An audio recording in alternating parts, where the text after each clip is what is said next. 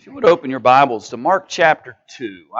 When I'm absent, it's hard to kind of get back into the cycle of things very well. So I think I just want to pick up. I believe Jeff primarily covered Mark chapter 1 while he covered for me not this past Wednesday, but the Wednesday before that. And then we had the gospel meeting in the mix of everything.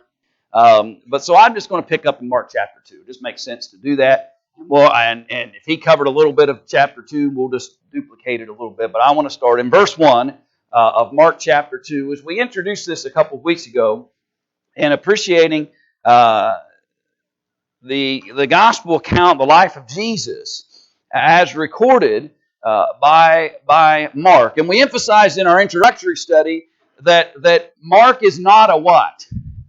An apostle, right? It's interesting that two of our records of the gospel account, Matthew, Mark, Luke, and John, that we often call the gospel account, they're the books that primarily deal with the life of Jesus and what he did while he was on the earth, and then his death, his burial, and his resurrection. Those are the four records that primarily focus on those aspects.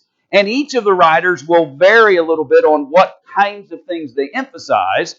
But that's what the gospel accounts for. And just for knowledge's sake, so those four are the gospel accounts. Then we have the book of Acts. The Acts of whom? The Acts of the Apostles, right? And so you've got the four gospel accounts recording the life of Jesus. You have the book of Acts recording the acts and lifetime and work of the apostles. And then from that point forward, you have the epistles, right? The letters that were either written to men, individuals, and or to churches, or even with the book of Hebrews to a group or an entity of people. And then finally, as we just finished our study a few weeks ago, at the very end of the New Testament, you have the book of Revelation, which really deals with prophecy, and probably in some senses the only one that deals from a prophetic standpoint in relationship to the New Testament book. So we're focused in this study on Mark's record of the life of Jesus, though at times we'll point to what maybe one of the other writers says about the same event to maybe give us some clarity or some greater understanding about the things that are going on in these particular instances. So here at the outset of chapter 2, we find Jesus going where? He goes up into Capernaum. And let me show you real quick on the screen a quick map just to kind of give you an idea of what we're dealing with. Circled there on the map, if you can see that area, is Nazareth. And why would you emphasize Nazareth? That's right. It's I know what you meant. Where he was born down in Bethlehem, escaped over into Egypt, and migrated back over into Nazareth, where it was his upbringing occurred. And Jesus spent a lot of time, interestingly enough, doing a lot of teaching in what region? Yeah, around Galilee, around the Sea of Galilee. It's interesting when you begin to read and study about the life and the efforts of Jesus that he spends, and I have to go back and try to be precise about how much time, but he spends a large proportion of time up in and around Galilee, circulating that region, preaching, teaching, talking to folks, miracles being performed, and then maybe there would be an event, a feast or something going on in Jerusalem, and he would head down to Jerusalem. Generally, there would be some kind of controversy that occurred while he's there, and then he would end up heading back up towards the region of Galilee. And he did that for the span of what? About 3 years. And so the bulk of what Jesus did while he lived on earth is covered in about a 3-year span. So when you read these gospel accounts and you read this history, just keep in your mind that this happened in a very narrow band of time. These events and circumstances were not drawn out over the entire 33 some years that Jesus lived. The vast majority of the record that we have concerning him is really focused on a 3-year period of time. And in this moment, in the early days of his work, we find him up here in Capernaum. Now, if you're looking at this screen, you see Nazareth is circled, and I'll try to blow it up just a little larger so maybe you can see. But Capernaum, if I can get a pen to write with here, Capernaum is right up here. Okay? So Capernaum's even a little further to the north than Nazareth is, and it's right next to the Sea of Galilee. Now keep in mind, the Sea of Galilee, how big is it? It's not all that big, okay? In fact, there are times where Jesus and maybe his disciples would get on a boat and they would cross it, and what would the people do? They'd walk around and try to catch up with him on the other side. So we're not talking about Lake Superior here or Lake Michigan, one of those large bodies of water here in North America. We're talking about small. The Sea of Galilee is a really relatively small, and I'd have to go back and look at some of that. But I think even in some places, even maybe not even a mile across it. But I'd have to go back and look at some of those numbers. But here's this region then where Jesus is spending a considerable amount of time in between Galilee and get rid of the pen, right? I tried to move it. Maybe I can move it this way without the pen. So Jerusalem is way down here in Judea, okay? So Jerusalem's way to the south, all right? Right here. And so he would traverse between Galilee and Jerusalem, and what's in between the two? Samaria. Who were the Samaritans? Yeah, say that again, Ed. In a sense, that's what they are. They are a mixed nation of people, in a sense. There is some Jewish blood within them, but it's not pure Jewish blood. And what was the relationship between Samaritans and the Jews down in Judea? Yeah, not real good, right? Not real good relationship. And because of that, generally they would try to find ways to travel between Galilee and Jerusalem that didn't take them through the heart of Samaria. And yet, we'll find Jesus at times does exactly that. When he traveled between the two, there are times where he went straight through Samaria and has some encounters and some teaching that occurs as it relates to that. And so I just thought it might be good for us just to put these pictures in our minds as we're talking about the life and account of how Jesus lived and did the things that he did, that we have the places a little bit at least proportionate to what we're talking about. So when we say here at the outset of Mark chapter 2 that here he is in Capernaum, or enters into Capernaum, and after some days it was noised that he was in the house. And so he had at least a few days, some days, where he went relatively what? Unnoticed, right? Went relatively unnoticed for some days, but it didn't take a lot of time for it to be kind of noise. That's an interesting word, isn't it? In other words, people were talking about it.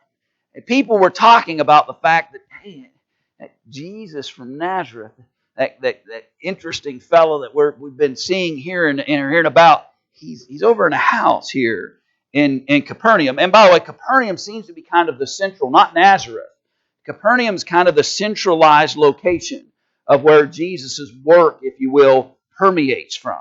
And so they hear he's there. And straightway, verse 2, many were gathered together insomuch that there was no room to receive them, no, not so much as about the door, and he preached the word unto them. You know, it's interesting how once the news began to spread and people began to gather where Jesus was, the house just becomes full. So full that you can't even get in through a door. I spoke one time at an old building up on Bethany's campus, up on the Bethany University's campus. And during the service, and trust me, there was plenty of room inside the building. Lots of people could have come on in and sat down. But there was a guy, and he kept walking the outside of the building. And I met him afterwards. He was still outside when I come out.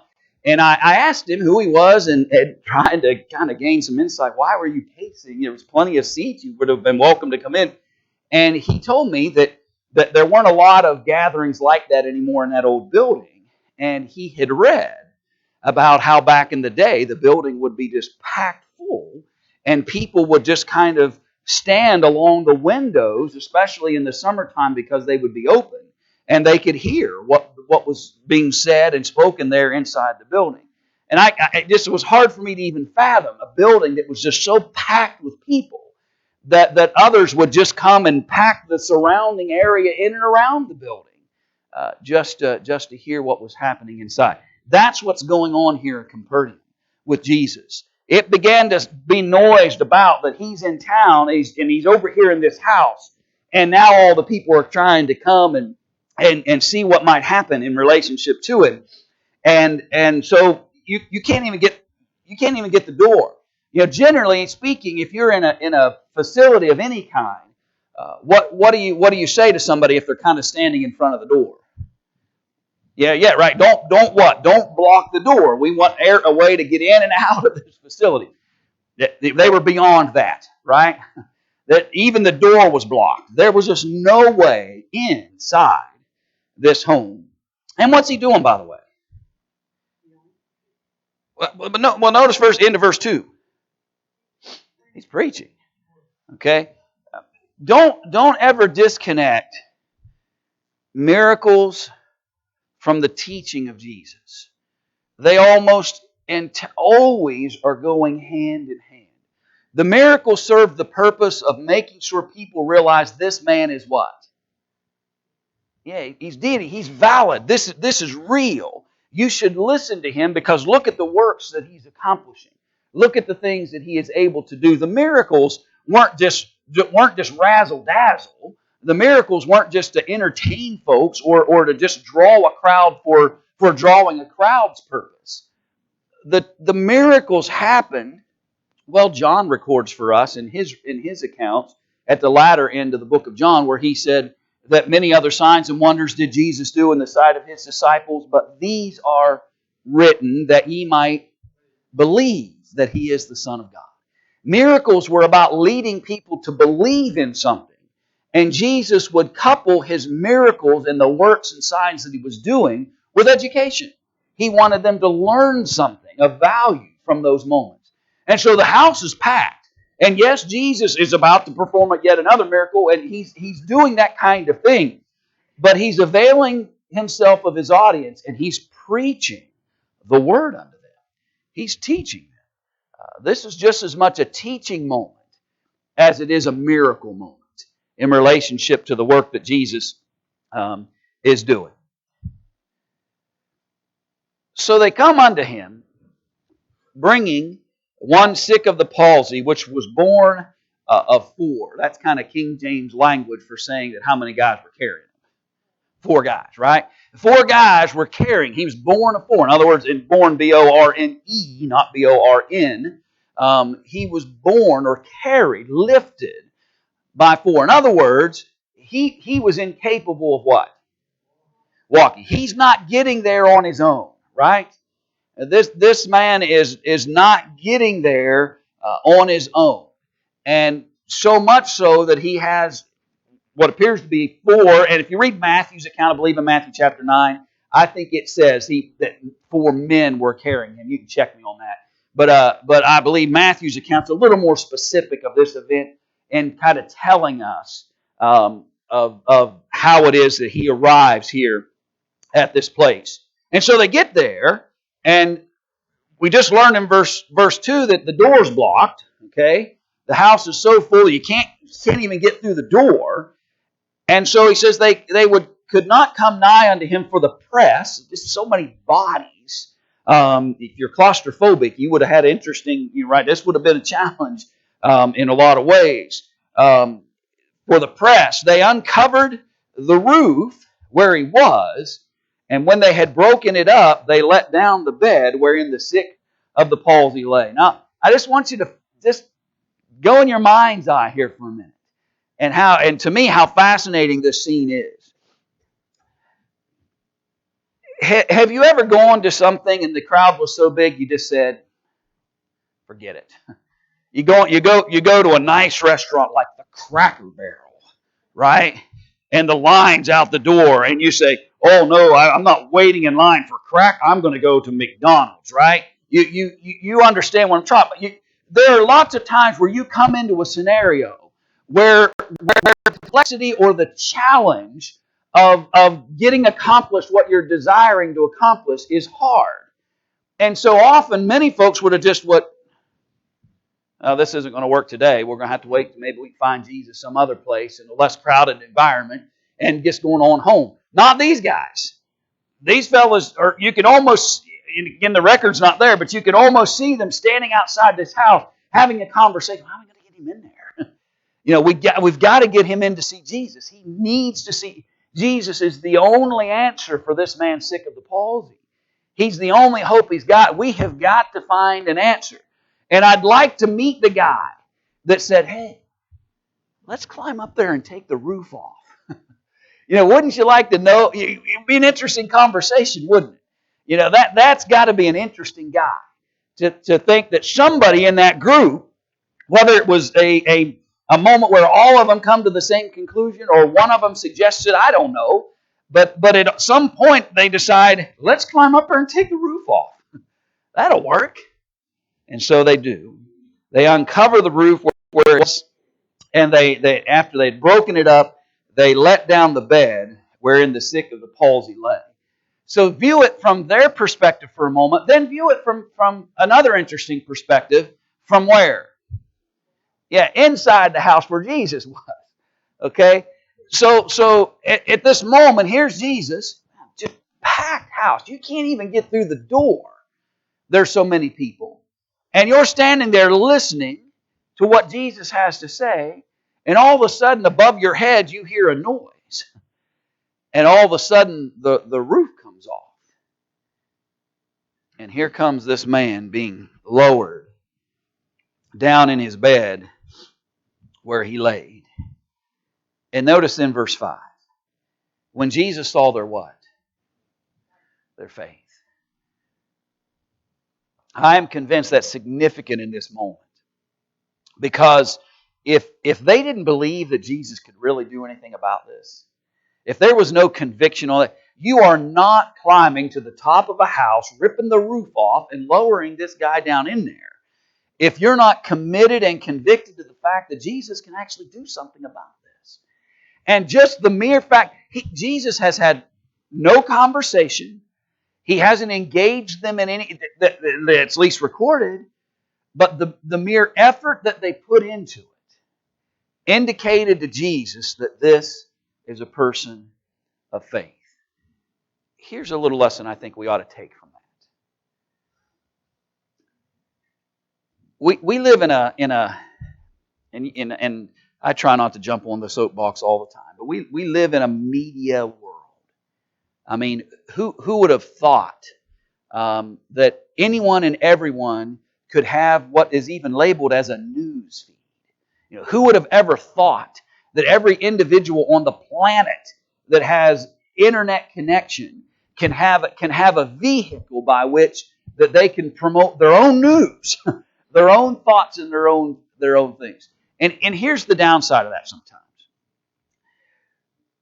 We can get caught up in a culture that prefers to declare their faith in Jesus rather than living their faith in Jesus. This moment seems to be not about a couple of guys saying, hey, we believe in you, Jesus. Jesus was able to conclude their faith by watching what they had done. And the lesson maybe for me in this text is Jesus doesn't want to just hear me say I'm a believer. He doesn't want to just hear me proclaim that I'm a man of faith. Jesus wants to see that in me. And Jesus has the great ability of perception to be able to look at me and without me ever saying a word, He's able to draw conclusions about who I am in relationship to Him. By the mere fact these gentlemen were willing to climb a roof, rip a roof off, lower a guy down, Jesus said, that's faith. That's faith. And it doesn't always have to be communicated in words. Thoughts or comments? I'll slow down for a second. I realize I'm dominating.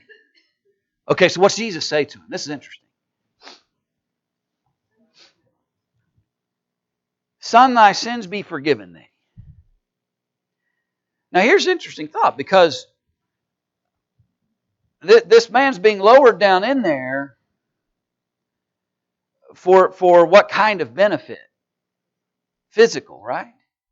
He's sick of the palsy. And the idea here is we're bringing him because Jesus can correct his physical ailments and the challenges that he's experiencing physically. But the very first thing that Jesus actually says is, "Son, thy sins be forgiven thee." And what's the result of that? I understand for the man. I mean, what's the reaction to that statement? Yeah. So he says, "Son, what a wonderful thought." In other words, Jesus says, I'm not just interested in letting you walk. I'm not just interested in healing you physically. I'm not my primary. I think this speaks volumes, and I appreciate about how Mark kind of records this very early on. That Jesus is more than just about physically making people better. Jesus' focus of attention is even before he ever dies on the cross, is about bringing remission of sins, forgiveness of sins to people. His first and foremost priority to all men has always been their spiritual health and their spiritual well-being. Thy sins be forgiven thee. But there were certain of the scribes sitting there, and they reasoning in their hearts, why does this man thus speak blasphemies? He can forgive sin. Who can forgive sins? But God only. So, do they actually say anything? Now, according to that, right now, not yet anyway, they're just sitting there thinking about this. Now, they're not necessarily initially the most courageous individuals, right? Because they're thinking it, but not expressing it yet. Okay, they're not saying anything about it yet, but they're sitting there kind of fuming. You can almost see the because they're the scribes or the what, by the way? Yeah, part of the Pharisees group generally work with the Pharisees, and their focus is the law, to create copies and manuscripts that allow for the continuation of understanding of the law. And so they're sitting there hearing that. And by the way, are they right with their statement of who can forgive sins but God only? Yeah, their conclusion is right, with the exception of the fact that they're missing one key fact, which is what? That Jesus is the Son of God. They're mad because they recognize a fact that they're unwilling to attribute to Jesus. You're not allowed. You are just a carpenter's son from Nazareth. You are not allowed to forgive sins. Only God is allowed to forgive sins from its cleansing sense. I can forgive somebody that wrongs me of their sin. I can be forgiving. But from an eternal sense, God is the only source by which that one can be forgiven and have eternal benefit from that forgiveness. So here's the scene as there's. I was going to sneeze. I apologize. Nothing worse than being in public. Have to do that. Stand in front of 100 people. Well, give or take, and 2 million online. Right? We wish.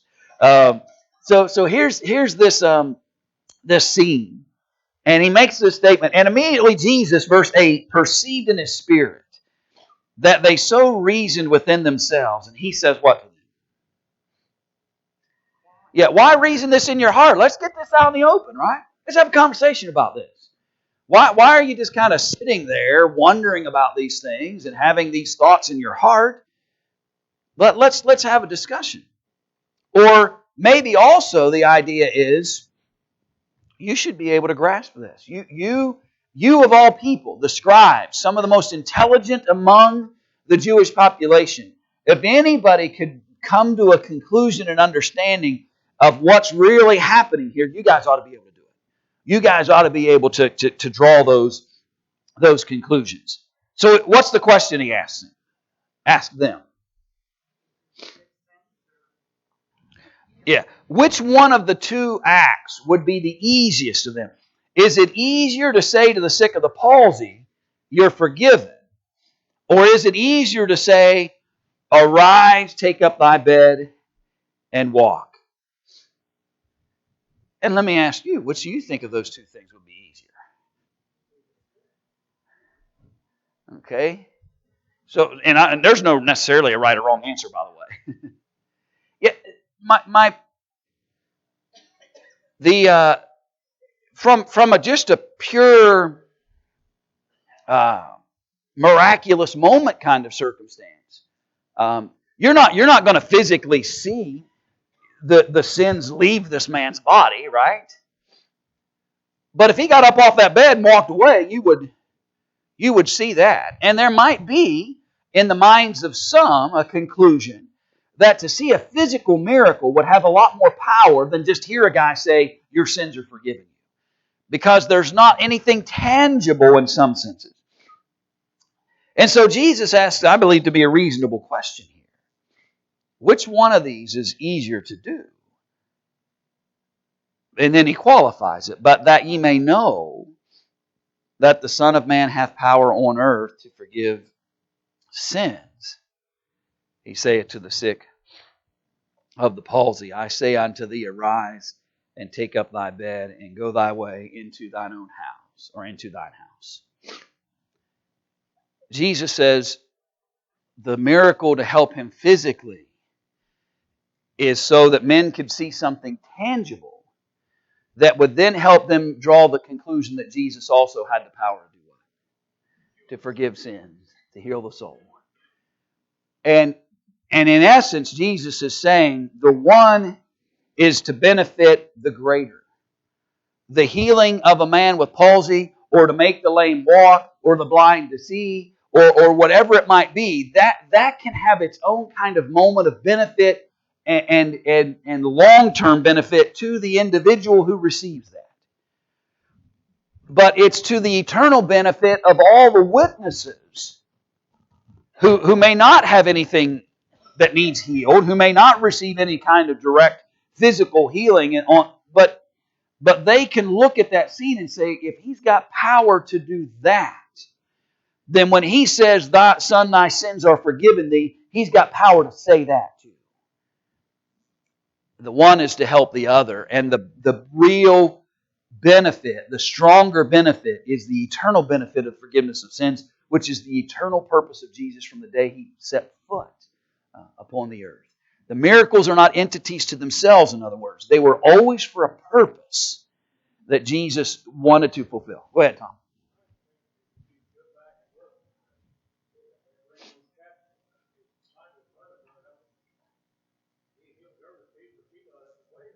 Yeah.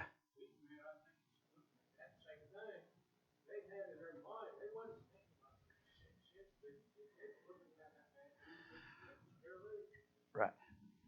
And what they came to seek, yet they found something greater.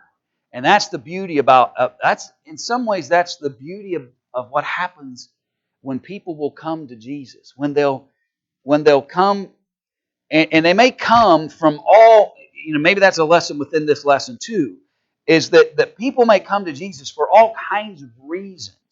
There might be all kinds of reasons what drew them initially to come and to observe, or to think about, or to study about, or to reckon in their minds about who is this Jesus. But if we come with open hearts and minds and souls, we generally leave with something far greater than we ever maybe anticipated. And these men are exactly that way. I agree with you, Tom. They came to see if they could get this man healed, and they left with something far more valuable when that scene, besides the fact that he got to walk out of there.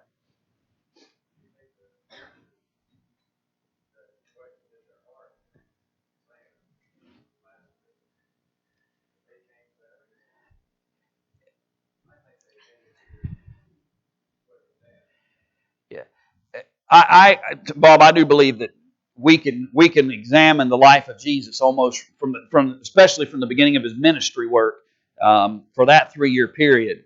That there seem to always be guys like this hanging around, just to see what they might be able to accuse him of, or to be able to go back and report.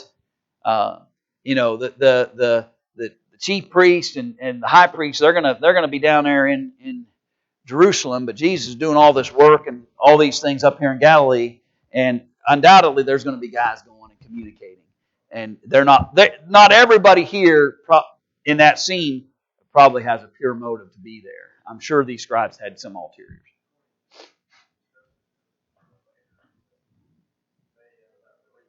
Yeah.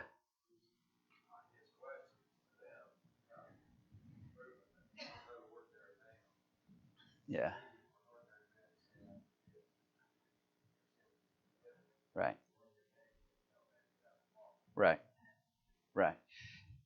And what's interesting about that too, Bob, is that even if, and again, we don't know the exactness of their hearts here, and I don't want to act like I do, but even if you happen to come with an ulterior motive, or maybe you feel very passionately that what's going on with this man is just not right, but if you're honest about what you hear and see from him, it can even change those kinds of individuals.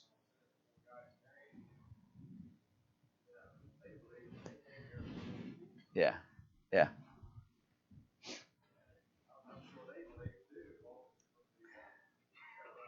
right, right.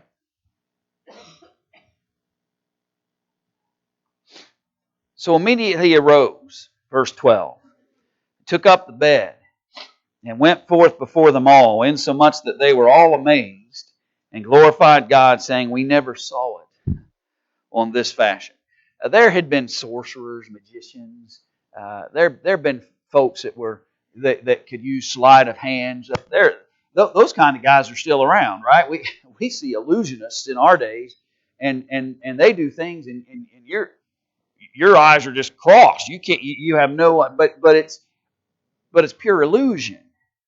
There's no illusion when a man who everybody knew couldn't walk, and now he's walking around town talking to all kinds of folks, and they're all amazed because they all knew his prior condition. They were familiar with the realities of this. And so when they say, we never saw anything like this, they're being honest because they hadn't. They might have seen some illusions and tricks along the way, some sleight of hand, but they've never seen somebody that they knew completely was not able to walk, and now he's walking among them. And he went forth again by the seaside, and all the multitude resorted unto him, and he taught them. And as he passed by, he saw Levi the son of Alphaeus sitting at the receipt of custom, and said unto him, Follow me. And he arose and followed him. So we're slowly beginning to build the collection of men who would become the apostles. Who is this Levi, by the way? That's Matthew. If you go into Matthew's account and you see this scene by the receipt of custom, he is referred to as Matthew in that account. And so it's not uncommon for men, for varieties of reasons, to have a multitude of names and connections. Generally, the name would have some kind of reference to some piece of family history or a connection to almost called Didymus or duo, twin, right? There are times where there'll be references to men, and they use some kind of description. So Mark, for whatever reason, records his account, and he refers to Matthew as Levi. Apparently, another name that Matthew went by, and Jesus sees Matthew, Levi, sitting there at the receipt of custom because he was a tax collector, right? By occupation, Matthew was a tax collector, which made him the most popular guy in town, right? None hardly. That's one of the beauties as you walk through, and we'll eventually, and when we get to where we list all of the apostles, I'll stop and we'll take a few minutes and we'll look at all of them together and just kind of get some insight about who these men are. But I love the fact that Jesus, his choosing of apostles is fascinating. he does not necessarily go what you might typically think of if you were going to go try to find 12 men to do the kind of work that he had for. He picked guys who were just rugged old fishermen. He picked, here's a guy who's a tax collector who's not going to be the most popular guy in town because of that. And if he's a tax collector, who does he work for? He works for Rome, okay? He works for Rome, and then you add Simon Zelotes, or Simon the Zealot. The Zealots were the folks who were in absolute opposition to all things Rome and wanted Rome and all things about Rome out of Judea. And so you're going to put Matthew, the tax collector, who gets his paycheck from Caesar, and you're going to put him in the same group with a guy who wants everything Rome out of Judea. Only our Savior has the wisdom to be able to pick these men who just seem so unlikely to be a group that could function in the way Jesus would want them to, and it works exactly as He needs it to. But I've already dived too more than I wanted to today on that. I'll come back to that, and we'll talk more about them. Yeah, there does seem to be a very immediacy about it. We don't obviously know everything that was communicated between them, but we do seem to have a picture that Matthew apparently knew enough of what he had seen about Jesus that when the request comes to follow him, he arose and did just that. So it comes to pass in verse 15 that as Jesus sat at meat in his house, many publicans and sinners sat also together with Jesus and his disciples. For there were many, and they followed him. Oh boy. This is not going to set well with the predominant among the Jews. Jesus' primary focus when he came to this world was, I came to do what? To seek and to save those who were lost. Jesus said, I came to seek and to save those who were lost. Not the self-righteous, not the elitists, not those who thought they were better than other people, not those who thought they were superior and didn't need a Savior. I came to seek and to save that which was lost. And the only way to do that is to go to whom? You got to go to the lost. Okay? And at times, that means he's going to be sitting down at a dinner table, and not everybody sitting at the dinner table is going to necessarily have the greatest of past and reputations. But they were the ones seeking. The scribes and Pharisees can complain all day long. But at least these men, who may not have had the best of reputations in past histories, were actually interested in what Jesus was trying to offer and share with them. It's really kind of sad to see the supposed religious and spiritually minded ones being bigoted towards anyone who didn't live up to their standard yet. And that's a mistake they made. It's a mistake we can make. And we have to be cautious. To seek and to save that which is lost requires time to go and spend with those who need to hear the gospel. All right, Lord willing, we'll come back. Not Wednesday. Wednesday's singing night, so we'll be a week yet. So this coming Wednesday singing, so we won't have any of the Bible classes on that Wednesday night, and then the next Sunday, then Lord willing, we'll come back and I'll jump here into verse 15. Do this for me. Just for your own study's sake, and so that we can have a conversation about it in case we get there. Do a little back reading on that account with David at the end of this chapter. Go, if you want to write this down, look at 1 Samuel chapter 21 and 1 Samuel chapter 23. There's some interesting things that we're going to have to work through as it relates to Mark's recording of this. And so it will help you if you go back and read 1 Samuel 21 and 1 Samuel chapter 23. And see what you see. See if you don't see something that just is slightly off, or at least needs some further description.